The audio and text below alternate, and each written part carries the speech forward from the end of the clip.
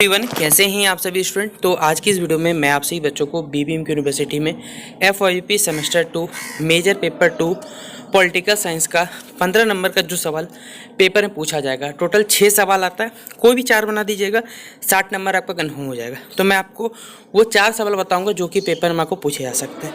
तो इस वीडियो को शेयर कर दीजिएगा अपने सभी दोस्तों के साथ।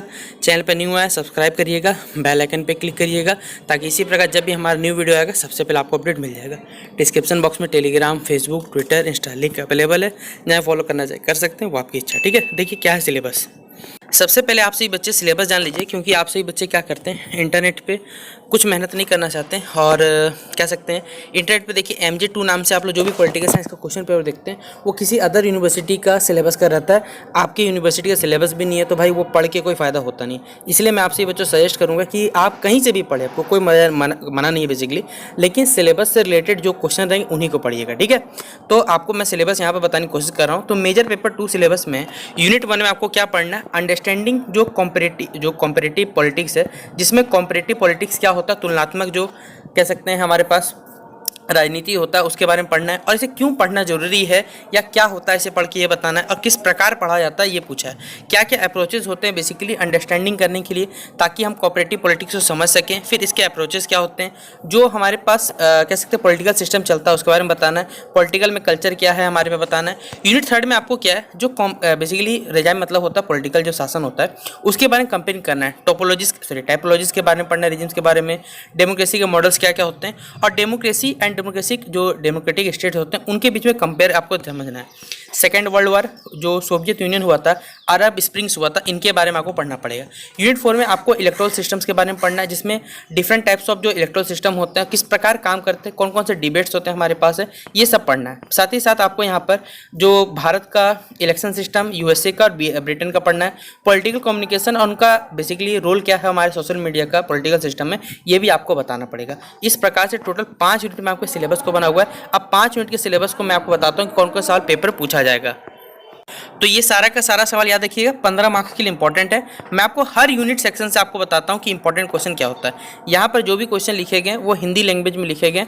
आप सही बच्चे गूगल ट्रांसलेटर की सहायता से इसको इंग्लिश में कन्वर्ट कर सकते हैं, या फिर अगर आप समझ जाइएगा तो खुद ब खुद इसे इंग्लिश में कन्वर्ट खुद भी कर सकते हैं। ठीक है, तो कोई बड़ी बात नहीं रहेगा, क्योंकि पेपर में आपको जो सवाल आएंगे वो दोनों लैंग्वेज में आएंगे, हिंदी में भी अवेलेबल होगा, इंग्लिश में भी अवेलेबल होगा। तो जैसे आपको सही लगेगा आप काम कर सकते हैं। देखिए क्या है, तो यूनिट 1 में अंडरस्टैंडिंग जो कॉम्परेटिव पॉलिटिक्स है उसके बारे में जो पहला सवाल है कि तुलनात्मक जो राजनीति यानी कॉम्परेटिव पॉलिटिक्स क्या होता है और इसके अध्ययन को, क्योंकि ये सिलेबस का ही क्वेश्चन है तो इसको तो एकदम भीविया स्टार मार्क कर लीजिए, पेपर में पूछा जाएगा ये सवाल कि अगर इसमें 5 नंबर का सवाल ही बन सकता है कि तुलनात्मक राजनीति से आप क्या समझते हैं। तो इस प्रकार से 5 नंबर 15 नंबर एक ही सवाल से बन सकता है। और इसके अध्ययन की जो विभिन्न परिभाषाएं होती है, मान लीजिए आप इसका अध्ययन कर रहे हैं तो इसके लिए क्या विभिन्न परिभाषाएं और क्या इसकी विशेषताएं होती है, इनके बारे में आपको स्पष्ट यहाँ पर करना है। ठीक है, ये पहला सवाल है। यूनिट 2 में आपको माफ करिए, क्वेश्चन नंबर जो 2 है हमारे पास है उसमें बताना है कि जो तुलनात्मक राजनीति का अध्ययन क्यों आवश्यक है। अगर आप तुलनात्मक राजनीति का अध्ययन कर रहे हैं, क्यों आप किसी भी, मान लीजिए जैसे अगर हम 2 देश, हमने अपना जो संविधान बनाया वो संविधान हमने क्या किया, किसी देश के बेसिकली कॉपी किया, वहाँ से कुछ रूल्स उठाए, क्यों उठाए हमने, वहाँ की राजनीति को समझा, क्यों समझा, ऐसा क्या कारण है हमारे पास।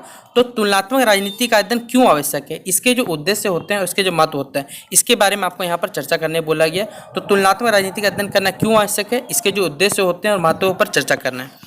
क्वेश्चन नंबर 3 जो हमारे पास है उसमें आपको बताना है कि तुलनात्मक राजनीति और तुलनात्मक जो सरकार में क्या अंतर होता है। इसके लिए आपको उदाहरण देना है कि एक तुलनात्मक, मान लीजिए राजनीति हो रहा है और तुलनात्मक सरकार है, इन दोनों के बीच में क्या अंतर है, इसको आपको उदाहरण सहित क्या करना, समझाना है। और ये क्वेश्चन स्टार मार्क कर लीजिएगा, 15 नंबर के लिए बहुत अच्छा सवाल पेपर में पूछा सकता है। तो ये था यूनिट 1 का जो सवाल हमने आपको बताया।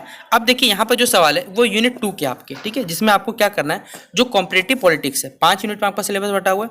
तो यूनिट 2 का जो सवाल है उसमें पहला है कि तुलनात्मक राजनीति को समझने के लिए जो कह सकते हैं जो हम लोग अप्रोचेस अपनाते हैं, बेसिकली दृष्टिकोण जिसे कहा जाता है शुद्ध हिंदी में, इसके लिए आप विभिन्न जो दृष्टिकोण अपनाते हैं वो क्या है, इसके बारे में विस्तार पूर्वक बताइए।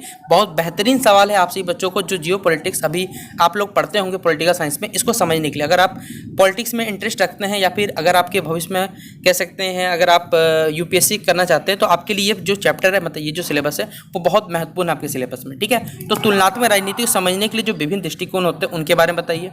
साथ ही साथ क्वेश्चन नंबर 2 पूछा हुआ है कि राजनीतिक तंत्र जो होता है यानी पॉलिटिकल जो सिस्टम होता है उसके दृष्टिकोण को समझिए तथा इसके जो लाभ और सीमाएं को आपको बताने बोला है। राजनीतिक तंत्र क्या होता है उसके दृष्टिकोण को आपको समझाना है और इससे जो होने वाले लाभ है और उसकी जो सीमाएं होती है मतलब लिमिटेशन होता है उसके बारे में यहाँ पर बताने बोला गया है।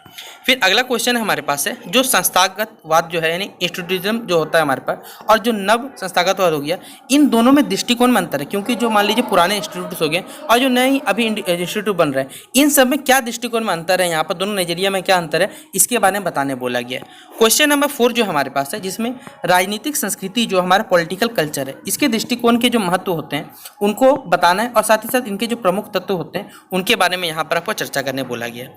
अगला क्वेश्चन नंबर 5 आपसे पूछा गया यहाँ पर कि राजनीतिक विकास जो है उसकी दृष्टिकोण की अवधारणा को आपको क्या करना है, उदाहरण सही समझाने बोला है कि राजनीतिक विकास जो हमारे पास है उसका दृष्टिकोण की अवधारणा को क्या उदाहरण देकर आप समझाइए। ठीक है। अगला हमारे पास है यूनिट 3 जिसमें आपको क्या करना है, जो पॉलिटिकल रिजाइम से जिसे हम लोग कहते हैं राजनीतिक शासन कहा जाता है उसका जो विभिन्न प्रकारात्मक वर्गीकरण होता है, ठीक है, फंक्शन के आधार पर जो उनका कह सकते हैं टाइप्स होता है, डिफरेंट टाइप्स होता है, उस पर आपको चर्चा करने बोला गया, याद रखिएगा। ठीक है। अगला क्वेश्चन नंबर 2 जो है लोकतंत्र के विभिन्न मॉडल, ठीक है, जो विभिन्न मॉडल मतलब मॉडल्स ऑफ डेमोक्रेसी जो है उसके उदाहरण को क्या करना है आपको यहाँ पर समझाने बोला गया है। क्वेश्चन नंबर 3 जो है लोकतांत्रिक राज्य और लोकतंत्रों की तुलना में, ठीक है, कैसे की जाती है इसका आपको विस्तार पूर्वक यहाँ पर बताने बोला है क्वेश्चन नंबर 3 के लिए। अगला है हमारे पास, इस क्वेश्चन को स्टार मार्क कर लीजिए, यहाँ से 5 नंबर का सवाल भी पूछा जा सकता है। जो द्वितीय विश्व युद्ध के बाद आपको मालूम है लोकतंत्र की जो लहर है वो क्यों उठी थी, इसके क्या पीछे कारण है, और आपको मालूम है 1991 में 1991 सोवियत संघ का विघटन हुआ था और अरब स्प्रिंग का लोकतंत्र पर प्रभाव पड़ा था, इसके बारे में आपको बताने बोला जाएगा। ये पेपर के लिए बहुत इंपॉर्टेंट सवाल है। ठीक है। अगला यूनिट 4 में आपको इलेक्ट्रोल सिस्टम के बारे में पढ़ना है, जैसा कि हमने आपको सिलेबस में बताया। तो सबसे पहला सवाल है कि प्रतिनिधित्व के सिद्धांत यानी थ्योरीज ऑफ रिप्रेजेंटेशन पर आपको क्या करना है, विस्तार से चर्चा करने बोला गया। तो क्या है होता है प्रतिनिधित्व के सिद्धांत, इसके बारे में आपको बताने बोला गया। क्वेश्चन नंबर 2 की अगर हम बात करें तो चुनावी प्रणाली के विभिन्न जो प्रकार होते हैं उसके बारे में आपको उदाहरण सहित यहाँ समझाने बोला है कि चुनावी प्रणाली यानी इलेक्ट्रोल सिस्टम के विभिन्न प्रकार कौन कौन से होते हैं, इसके बारे में आप उदाहरण सहित यहाँ पर समझाइए। अगला क्वेश्चन नंबर 3 है हमारे पास है कि आप जानते हो कि क्या चुनाव वास्तव में, जिसमें जो हम लोग बेसिकली वोट करते हैं, उसमें क्या जन भागीदारी को प्रतिबिंबित करते हैं। ठीक है। और चुनाव और चुनावी लागत के संदर्भ में आपको क्या करना है, यहाँ पर विस्तार पूर्वक चर्चा करके बताना है।